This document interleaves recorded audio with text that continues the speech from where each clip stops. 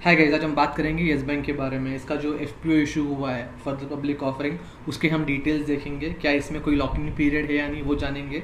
और आखिर में क्या एफपीओ में पार्ट लेना चाहिए या नहीं, वो मेन चीज़ हम आज इसमें बात करेंगे। इसी के साथ साथ जो येस बैंक के एग्जिस्टिंग शेयर होल्डर्स है, जो रिटेल इन्वेस्टर्स हैं, उनके साथ कितना बड़ा धोखा हुआ है उसके बारे में हम बात करेंगे। और आखिर में इस शेयर का ट्रेडिंग पैटर्न हम देखेंगे और आगे क्या ये बढ़ेगा या गिरेगा वो हम जानेंगे। तो चलिए शुरू करते हैं। सो गैस, आपके सामने ये मैंने डिटेल्स प्रेजेंट की है येस बैंक के इस एफपीओ की। एफपीओ मतलब फर्दर पब्लिक ऑफरिंग। एफपीओ और आईपीओ में फ़र्क यही है, आईपीओ पहली बार लॉन्च होता है, इनिशियल पब्लिक ऑफरिंग, और जब आगे और कैश की ज़रूरत होती है तो कंपनी एफपीओ लॉन्च करती है, फर्दर पब्लिक ऑफरिंग। तो इस एफपीओ में सेम चीज़ें होती है जैसे कि आईपीओ में होती है। हमें बिडिंग करना होता है, हमें जो लॉट्स है वो इशू होते हैं। तो इसके डिटेल्स यहाँ पे दिए गए। ये एफपीओ लॉन्च होगा, ओपन होगा 15 जुलाई को और वो क्लोज होगा 2 दिन बाद 17 जुलाई को। और इसका प्राइस बैंड सेट किया हुआ है 12 to 13 के बीच में, तो रफली 12 रुपीज़ पकड़ लीजिएगा। तो इसका जो बिड लॉट है वो है 1000 इक्विटी शेयर्स। आपको मिनिमम 1000 इक्विटी शेयर्स लेने हैं, ज़्यादा भी ले सकते हैं बट आपको हमेशा मल्टीपल इंटू 1000 होगा, लाइक 2000, 3000, 4000। आप 1500 से बीच का रेंज ले नहीं सकते, आपको 1000 के लॉट में ही मल्टीपल लेना होगा अगर आपको ज़्यादा लेना है तो। जो हमको यहाँ पे प्राइस बैंड मिला है बहुत ही रीज़नेबल मिला है। मार्केट प्राइस से अराउंड 55% डिस्काउंट पे मिला है। करंटली येस बैंक ट्रेड हो रहा है 25 रुपीज़ के आसपास। तो अगर आप ये प्राइस देखेंगे तो आधे से भी कम है, 55% का आपको डिस्काउंट मिला है, तो that is a good thing. So इसका इशू साइज़ है 14,800 करोड़ का। इसमें एम्प्लॉय रिजर्वेशन दिया गया है 200 करोड़ का, यानी 200 करोड़ के जो शेयर्स है वो एम्प्लॉय के लिए रिजर्व रहेंगे। साथ ही साथ इसमें एम्प्लॉय डिस्काउंट भी दिया गया है। एम्प्लॉय को 1 रुपये इसका डिस्काउंट है पर शेयर में, मतलब ये जो 12 रुपये के शेयर है उन्हें 11 रुपये में मिल सकते हैं। साथ साथ इसका जो एंकर बिडिंग डेट है, एंकर बुक बिडिंग डेट, वो है 14 जुलाई। एंकर बुक बिडिंग डेट का मतलब है जो इंस्टीट्यूशनल इन्वेस्टर्स है, जो बड़े बड़े इन्वेस्टर्स जैसे एसबीआई हो या कोई बड़ा एक बैंक हो या कोई इंस्टीट्यूशन हो, वो इसमें एक दिन पहले ही इन्वेस्ट कर सकते हैं। जैसे कि आप देख रहे हो ओपन ऑन 15 जुलाई, बट वो 14 जुलाई को इसका इन्वेस्टमेंट कर सकते हैं। तो उससे हमें मालूम पड़ेगा कि इसकी डिमांड कितनी है। अगर ज़्यादा लोग डिमांड कर रहे हैं, ज़्यादा इंस्टीट्यूशन इसको डिमांड कर रहे हैं, इसका मतलब ये है इसको बहुत ज़्यादा डिमांड है। अगर इसकी डिमांड उतनी नहीं हो रही है तो हमें एक दिन पहले ही पता चल जाएगा कि इंस्टीट्यूशन इसमें इंटरेस्टेड नहीं है और हम अपना डिसीजन भी उसके हिसाब से ले सकते हैं। तो इसके लीड जो मैनेजर्स है वो है Kotak Mahindra capital, SBI capital, ये जो बड़े बड़े बैंक्स हैं वो सारे के सारे इसके अंदर पार्ट ले रहे हैं। और अगर आप ऑफ़र की बात करें तो इसमें QIB जो है 50% ले रही है, HNI जो क्लाइंट्स है 15% ले रहे हैं, और जो रिटेल इन्वेस्टर्स हैं उनको 35% दिया गया है। सो ये NSE BSE दोनों जगह लिस्ट हो रही है। तो ये थी एफपीओ की डिटेल्स जो येस बैंक ने शेयर की। इसके अलावा मुझे ये जानना था कि इसमें कोई लॉकिंग पीरियड है या नहीं, तो मैं बहुत सारी साइट्स चेक किए। मैं आपके सामने इसी का इन्फॉर्मेशन लेके आता हूँ एक रिलायबल वेबसाइट से। सो कैसे आप देख रहे हैं, तो यहाँ पे जो पहले के इन्वेस्टर्स हैं जिन्होंने फेब से पहले इन्वेस्ट किया हुआ था जब इसमें इशू चल रहे थे, तो जब वो इश्यूज चल रहे थे तो एसबीआई ने ये नॉर्म निकाला कि एसबीआई ने जो इन्वेस्टमेंट इसमें किया है उसमें वो एसबीआई को 25% का स्टेक फ्रीज करना होगा, और जो रिटेल इन्वेस्टर्स हैं उनको 3 साल के लिए 75% का स्टेक फ्रीज करना होगा। यानी कि अगर एसबीआई के पास 100 शेयर्स है और रिटेल इन्वेस्टर्स के पास भी 100 शेयर्स है, तो एसबीआई उसमें से 26 शेयर्स जो है वो वहाँ पे फ्रीज रखेगी, वो बेच नहीं पाएगी। और जो रिटेल इन्वेस्टर्स है वो 75 शेयर्स बेच नहीं पाएंगे। तो रेशो बहुत ज़्यादा डिफरेंट था। एसबीआई को 26% का फ्रीज था ओनली, और रिटेल इन्वेस्टर्स को 75% का फ्रीज था।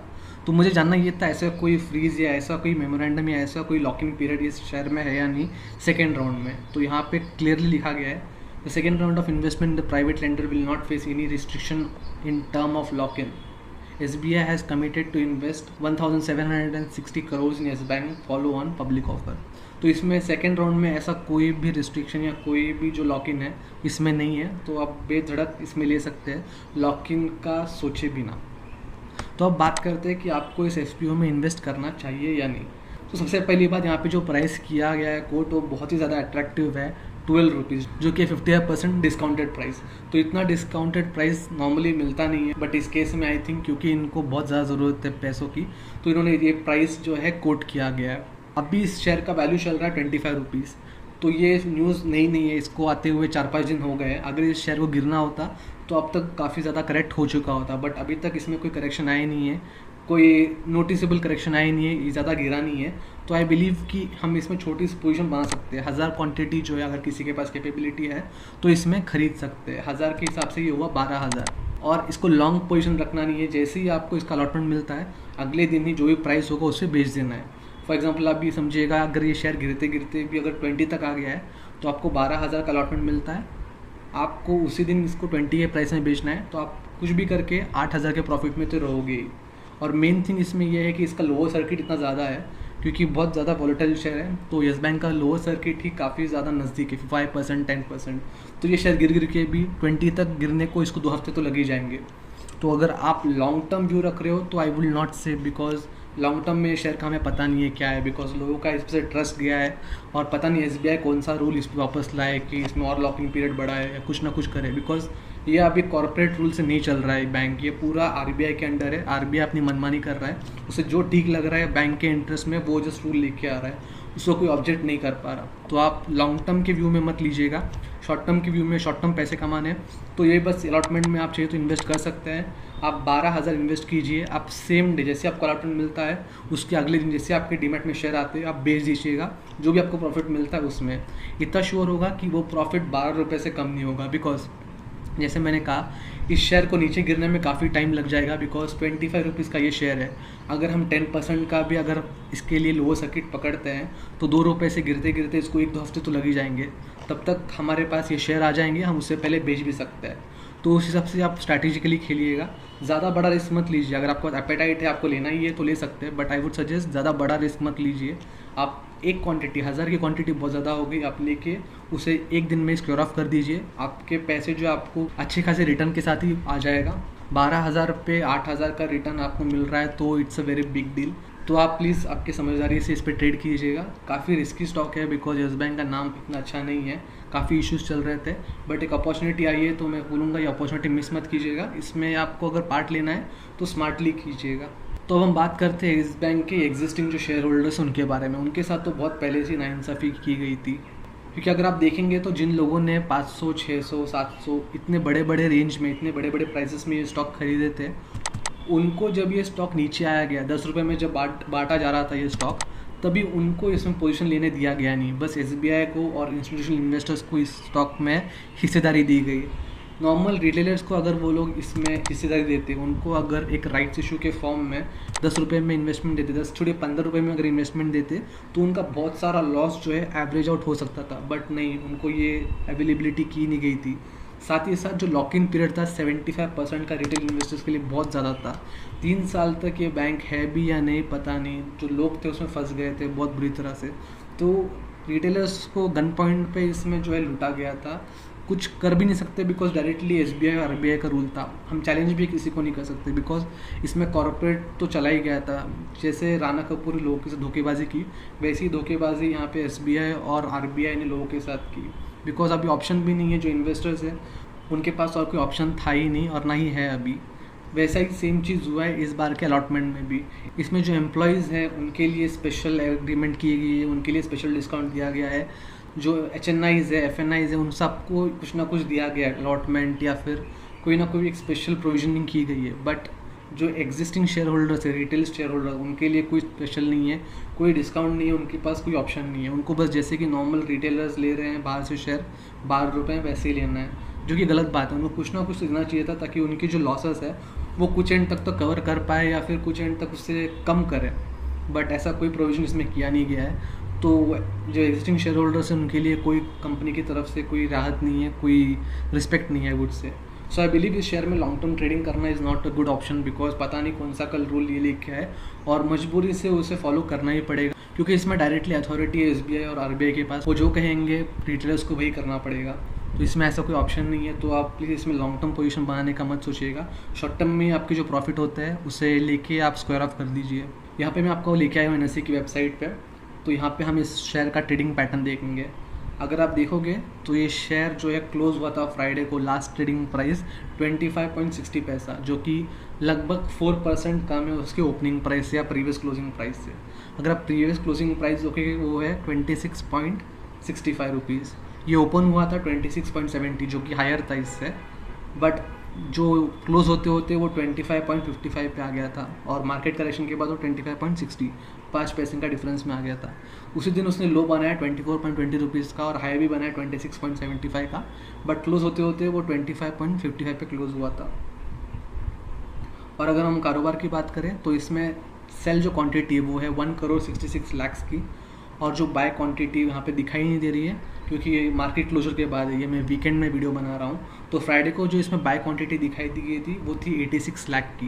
तो इसमें काफ़ी ज़्यादा डिफरेंस होगा, 1,66 लाख और 80 लाख में काफ़ी ज़्यादा डिफरेंस है, तो वो भी आपको कॉशियस रहना है। यहाँ पे मैं आपको येस बैंक के चार्ट पे लेके आऊँ। आप देख रहे हैं जनवरी के टाइम पे ये स्टॉक ट्रेड कर रहा था 39 और 40 के बीच में, और जैसे जैसे फरवरी आता गया इस स्टॉक की प्राइस गिरती गई, और फरवरी आई बिलीव 6 को इस स्टॉक ने लो बनाया था 5 रुपये का, क्योंकि इस पे RBI ने एक फ्रीज़ लगा दिया था, इसके ऑपरेशंस फ्रीज़ कर दिए गए थे, और उसके बाद इसकी जो भागदौड़ है वो SBI के हाथ में दे दी थी। तो जैसे ही इसकी फ्रीज़ हो गए थे ऑपरेशंस, इस स्टॉक का प्राइस जो है बहुत ही बुरी तरह गिर गया था, ये 5 रुपये तक आ गया था। जिन्होंने इस पे 300 रुपये लगाए थे, जो 400 रुपये के टाइम पे जिन्होंने इसमें इन्वेस्ट किया गया था, उनकी बहुत बुरी हालत हो गई थी। बट सून और लेटर उसके बाद जैसे ही SBI ने इसमें टेक ओवर किया, जो इन्वेस्टमेंट्स किए बड़े बड़े बैंक्स ने, IDFC, ICICI, HDFC, उसके बाद आई बिलीव उसी महीने के अगले महीने के अंदर, एक महीने के अंदर ही ये इसने बहुत बड़ा पीक बनाया था। एक्चुअली ये रिकॉर्ड कायम किया गया था आई वुड से, बिकॉज इतने जल्दी कोई बैंक इतना ज़्यादा फ्लक्चुएशन देता नहीं है। 5 रुपये से डायरेक्टली हाई बनाया था इसने 87 रुपीज़ का। बट उस वक्त रिटेलर इन्वेस्टर के साथ बहुत बड़ा धोखा किया गया था, जिनके पास अपॉर्चुनिटी थी कि वो एग्जिट करें। उनका लॉस जब कम हो गया था तो RBI ने आके उस पर फ्रीज लगा दिया कि आप 75% की स्टेक जो है वो बेच नहीं सकते, बस 25% की बेच सकते हैं। उसकी वजह से रिटेल इन्वेस्टर्स को बहुत ज़्यादा नुकसान हुआ था, क्योंकि उन्होंने शेयर्स जो है बहुत महंगे खरीदे थे, 300 रुपये 400 रुपये, और जब वो बेचने देख रहे थे तो उन्हें बेचने दिया गया नहीं। जबकि SBI ने और दूसरे बैंक्स ने जस्ट 10 रुपये के भाव में ये शेयर्स खरीदे, और उनके पास बस 26% का फ्रीज था, और उनमें से बहुत सारे इन्वेस्टर्स ने तो बेच भी दिए।